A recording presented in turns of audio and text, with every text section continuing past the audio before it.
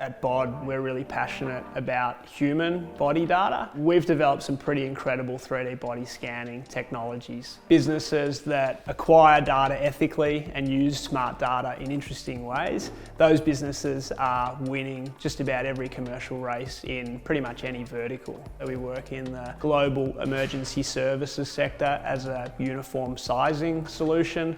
We work in the high function apparel space, and of course we're passionate and we're doing a lot of work in the wellness sector. We are a software as a service business that relies on critical hardware, and Bosch has been an enormous support. We knew that if we were going to be a global business, we would need to find a manufacturing partner that was credible, industrial, and could really wrap themselves around us with their expertise. We've been delighted to work with Bosch, from day one. We worked with Bodd for quite a while when they were a smaller company, and they've actually grown as they've gone along. We worked mainly in close connection with them to be able to define what was really required, both technically and from a manufacturing perspective as well. We're on board with Bodd.